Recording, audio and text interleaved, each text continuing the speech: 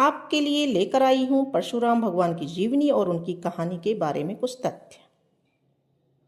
भगवान परशुराम श्री हरि विष्णु के अवतार हैं और 8 मुख्य चिरंजीवियों में से एक हैं। आज भी वे जीवित हैं और इस कलयुग के अंत में जब भगवान विष्णु कल के अवतार लेंगे तब भगवान परशुराम ही उनके गुरु बनकर उन्हें शिक्षा प्रदान करेंगे। अक्षय तृतीया जैसे अभूत सावे पर इनका जन्मोत्सव मनाया जाता है। तो आइए जानते हैं परशुराम भगवान का जीवन परिचय और उनकी कहानी के बारे में। सबसे पहले जानेंगे हम परशुराम जी के परिवार के बारे में।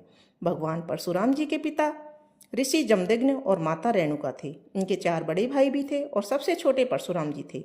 ब्राह्मण होने के बाद भी एक श्राप के कारण इनके गुण क्षत्रिय वाले भी थे। परशुराम जी को क्षत्रियों का संहारक कहा जाता है। तो ऐसा क्यों था? भगवान परशुराम महान और न्यायप्रिय देवता हैं। उन्हें क्षत्रियों का संहारक भी कहा जाता है, पर इसका सही अर्थ हम सभी को समझना चाहिए। उन्होंने उन्हीं पापी और दुष्टों का, जो क्षत्रिय थे, उनका वध किया जिनके पाप से धरती पर बोझ बन गया था। उन्होंने 21 बार ऐसे दुष्ट क्षत्रियों से धरती को पाप मुक्त किया था। यहाँ पर आप बिल्कुल भी यह ना समझें कि उन्होंने कभी भी अच्छे और सच्चे क्षत्रियों को भी मारा था, यानी कि उन्होंने कभी भी अच्छे व्यक्तियों को नहीं मारा था। वे तो स्वयं भगवान थे और उनका अवतार भी सिर्फ दुष्ट क्षत्रियों के विनाश के लिए ही हुआ था। ऐसा करने के पीछे भी, यानी कि क्षत्रियों का विनाश करने के, वध करने के पीछे भी कारण था। एक बार राजा कार्तवीर्य अर्जुन का पुत्र, जिसका नाम सहस्ता अर्जुन था, उनके पिता जमदग्नि मुनि के आश्रम में आए। उन्हें कामधेनु गाय के दर्शन हुए। वे इस कामधेनु गाय को ले जाना चाहते थे और बलपूर्वक ले जाने लगे। यह बात जब परशुराम जी को पता चली तो उन्होंने सहस्त्रार्जुन की हजारों भुजाओं को काटकर उनका वध कर दिया। इस बात का बदला लेने के लिए कार्तवीर्य अर्जुन के जो दूसरे पुत्र थे, उन्होंने परशुराम जी के पिता जमदग्नि मुनि का वध कर दिया। परशुराम जी इस घटना से इतने क्रोधित हुए कि उन्होंने उन सभी क्षत्रियों का और उनके साथियों का वध करके दुष्ट क्षत्रियों से इस धरती को 21 बार मुक्त करवा दिया। फिर वे ब्राह्मणों के देवता बन गए। तो किस प्रकार से बने? परशुराम जी स्वयं तो जन्म से ही ब्राह्मण हैं और जब उनका गुस्सा शांत हुआ तो उन्होंने घोर तप किया और संपूर्ण पृथ्वी ब्राह्मणों को दान कर दी। स्वयं महेंद्र पर्वत पर निवास करने लगे। बाल्यकाल में परशुराम जी का नाम राम था। तो बाल्यकाल में इन्होंने भगवान शिव की महातपस्या करके उन्हें भगवान भोलेनाथ ने यह महाशक्तिशाली परशु, जिसको कहा जाता है और उसका नाम फरसा भी है, ये प्रदान किया था। यानी कि भोले शंकर भगवान ने इनको परशु प्रदान किया था। इसी कारण इनका नाम राम से परशुराम हो गया। भगवान परशुराम ने गणेश को एक दंत भी बनाया। ब्रह्मवैवर्त पुराण में एक प्रसंग आता है कि जब परशुराम जी शिव जी से मिलने कैलाश पर आते हैं, पर गणेश जी उन्हें मिलने नहीं देते। दोनों के बीच में भीष्म युद्ध होता है और इस युद्ध में परशुराम जी अपने फरसे से गणेश जी का एक दांत तोड़ देते हैं। इसी कारण गणेश जी को एक दंत कहा जाता है। परशुराम जी का अपने शिष्य कर्ण को श्राप भी दिया था। कुंती पुत्र जो कर्ण थे, उन्होंने अपना सही परिचय छिपाकर भगवान परशुराम से अस्त्र शस्त्र की शिक्षा ली। एक दिन जब परशुराम जी को पता चलता है कि कर्ण भी क्षत्रिय वंश से है, तो वे उन्हें श्राप दे देते हैं कि जब तुम्हें सबसे ज्यादा अस्त्र शस्त्र की विद्या की जरूरत पड़ेगी तभी तुम यह विद्या भूल जाओगे। और इसी श्राप के कारण महाभारत में कर्ण की मृत्यु हो जाती है।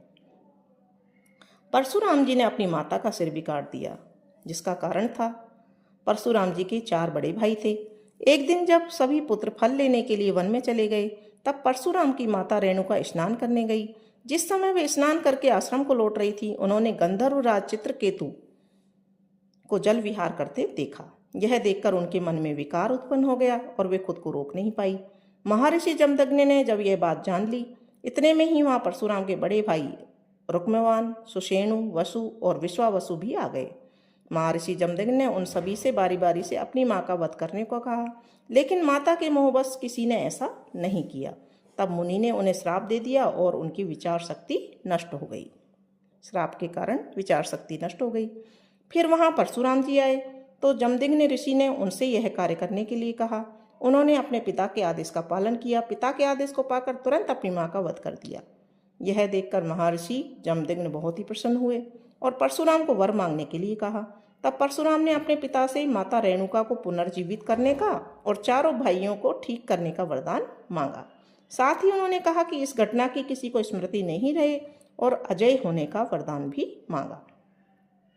महर्षि जमदग्नि ने उनकी सभी मनोकामनाएं पूरी कर दी। माता रेणुका कोंकण नरेश की पुत्री थी। कहा जाता है कि चारों युग में परशुराम हैं। सतयुग में जब एक बार गणेश जी ने परशुराम को शिव दर्शन से रोक लिया तो रुष्ट परशुराम ने उन पर परशु प्रहार कर दिया, जिससे गणेश जी का एक दांत नष्ट हो गया और वे एक दंत कहलाए। त्रेता युग में जनक, दशरथ आदि राजाओं का उन्होंने समुचित सम्मान किया। सीता स्वयंवर में श्री राम का अभिनंदन किया। द्वापर युग में उन्होंने कौरव सभा में कृष्ण का समर्थन किया और इससे पहले उन्होंने श्री कृष्ण को सुदर्शन चक्र उपलब्ध करवाया था। द्वापर में ही उन्होंने असत्य वाचन करने के दंड स्वरूप कर्ण को सारी विद्या विस्मृत हो जाने का श्राप दिया था। उन्होंने भीष्म, द्रोण व कर्ण को शस्त्र विद्या प्रदान की थी। इस तरह परशुराम के अनेक किस्से कहे जाते हैं। माना जाता है कि चिरंजीवी हैं परशुराम। कठिन तप से प्रसन्न होकर भगवान विष्णु ने उन्हें कल्प के अंत तक तपस्यारत भूलोक पर रहने का वरदान दिया। भगवान परशुराम किसी समाज विशेष के आदर्श नहीं हैं, वे तो संपूर्ण हिंदू समाज के हैं और चिरंजीवी हैं। उन्हें राम के काल में भी देखा गया और कृष्ण के काल में भी। उन्होंने ही भगवान श्री कृष्ण को सुदर्शन चक्र उपलब्ध करवाया था। कहते हैं कि वे कलिकाल के अंत में भी उपस्थित होंगे। ऐसा माना जाता है कि वे कल्प के अंत तक धरती पर तपस्यारत रहेंगे। पौराणिक कथा में वर्णित है कि महेंद्रगिरी पर्वत भगवान परशुराम के तप की जगह थी और अंततः वे उसी पर्वत पर कल्पांत के लिए तपस्यारत होने के लिए चले गए थे। तो ये थी भगवान परशुराम की जीवनी। तो बहनों, आपको यह जीवनी अच्छी लगी हो तो प्लीज़ कमेंट बॉक्स में कमेंट करके ज़रूर बताएं कि आपको यह परशुराम की जीवनी कैसी लगी। इनके बारे में आपको कुछ और भी तथ्य मालूम हो तो कमेंट बॉक्स में लिखकर ज़रूर बताएं। धन्यवाद।